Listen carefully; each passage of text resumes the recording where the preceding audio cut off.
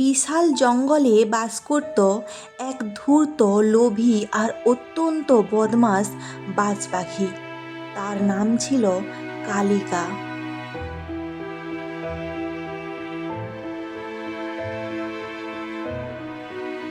জঙ্গলের সব পাখি তাকে খুব ভয় পেত।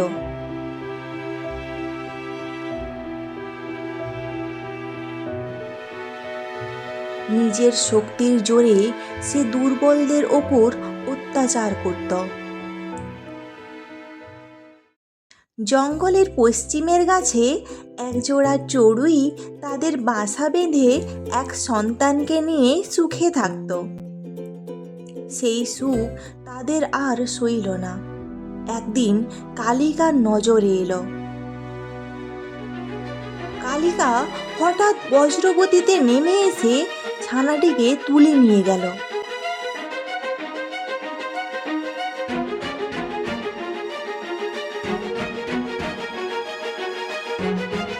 চড়ুই, আমার ছানা, আমার ছানা, আমার ছানা নিয়ে চলে গেল গো। কেউ আছো? বাঁচাও, বাঁচাও আমার ছানা, আমার ছানা। জঙ্গলের গভীরে কালিকার বাসা। কালিকা ছোট্ট চড়ুই ছানাটিকে বাসার এক কোণে বসিয়ে কড়া চোখে তাকিয়ে রইল। চড়ুই ছানা ভয়ে কাঁপতে থাকলো।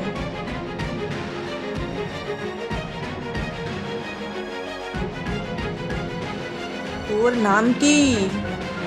নীলা। আজ থেকে তুই আমার কথা মতো চলবি, আর যদি পালানোর কথা ভাবিস, তুইও বাঁচবি না আর তোর বাবা মাও বাঁচবে না। না না, আমি কোথাও পালাবো না।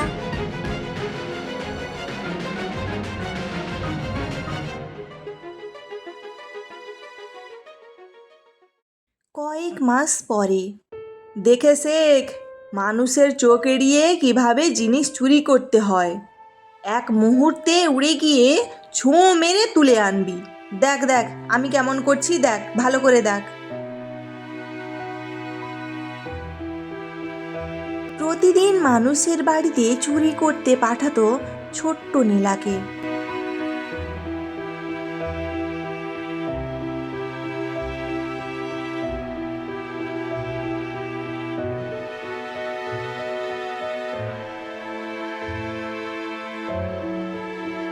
আমি এটা করতে চাই না, কিন্তু না করলে কালিকা আমাকে মেরে ফেলবে।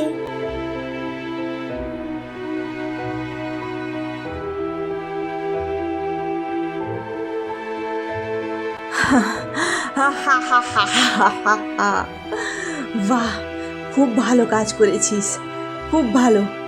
এবার আমার স্বপ্ন পূরণ হবে।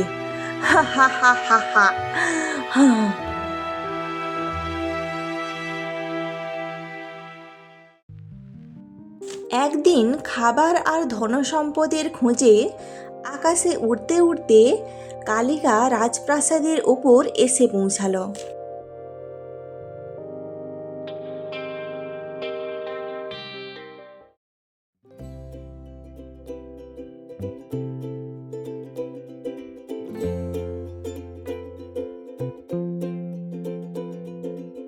হঠাৎ তার চোখে পড়ল রানীর আঙুলে ঝলমলে এক অপূর্ব আংটি রয়েছে। ওই আংটিটা আমার চাই, যেভাবেই হোক ওটা আমার চাই চাই।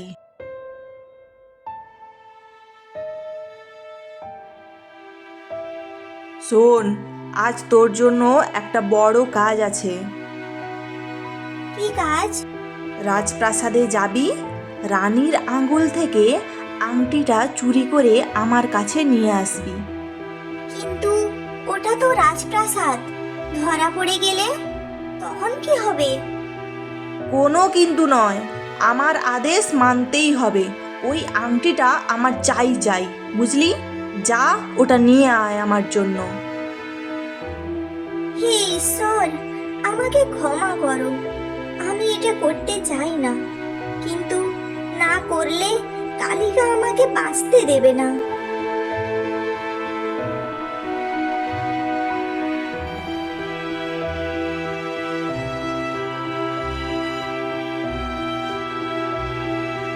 সুযোগের অপেক্ষায় নিঃশব্দে ফুলের আড়ালে লুকিয়ে রইল নীলা।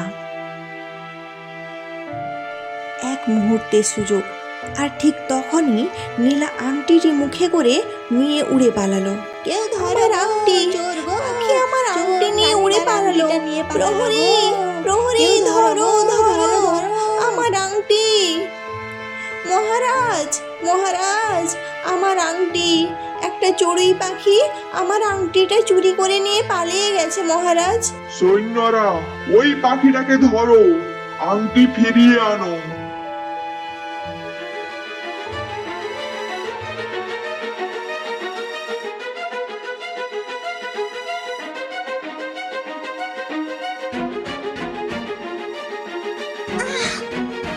আহত ডানা নিয়ে সে আর উঠতে পারল না। বাঁচাও, বাঁচাও, জল, জল। ডানাটা ডানাটা একদম নাড়াতে পারছি না গো।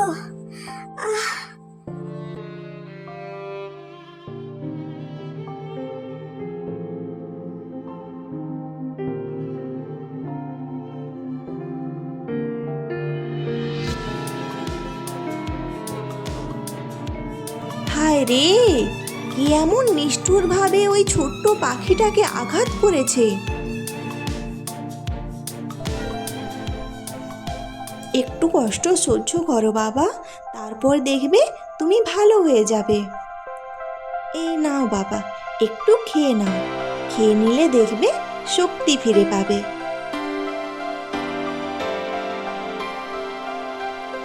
এত দামি আংটি তোমার কাছে এলো কিভাবে? শোনো বাবা, অন্যের জিনিস চুরি করা মহাপাপ। অন্যের কষ্টের জিনিস নিয়ে কখনো সুখী হওয়া যায় না। ভুল করলে তা স্বীকার করাই সবচেয়ে বড় সাহস। আমি কত মানুষের কষ্টের কারণ হয়েছি। আমি আর কখনো চুরি করব না। ভুল সবাই করে, কিন্তু যে নিজের ভুল বুঝে ঠিক পথে ফিরে আসে সেই সত্যিকারের সাহসী।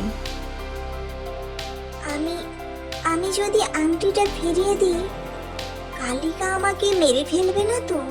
দেখো, তোমার ডানা একেবারে ভালো হয়ে গেছে। যাও বাবা, সত্যের পথে এগিয়ে যাও। আমি বিশ্বাস করি তুমি ঠিক কাজই করবে। আমি আজই মহারাজের কাছে আংটিটা ফিরিয়ে দেব।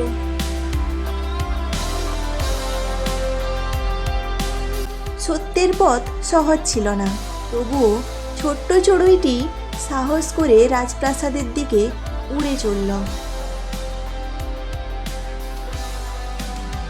এই তো সেই চড়ুই রানীর আংটি চুরি করেছিল। ধরো ধরো, পালাতে দিও না। আমি পালাতে আসিনি, আমি সত্য বলতে এসেছি। আমার মনে হচ্ছে ছোট্ট পাখিটি কিছু বলতে চায়।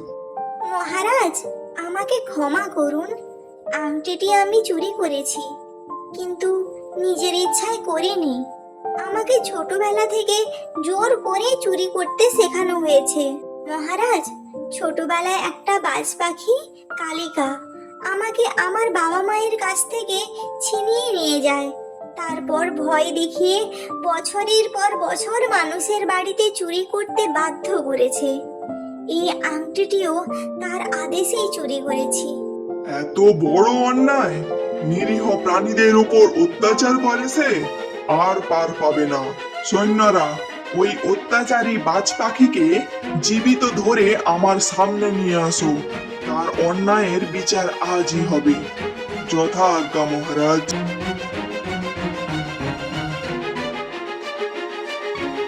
এত সৈন্য, তারা কি আমার জন্যই আসছে?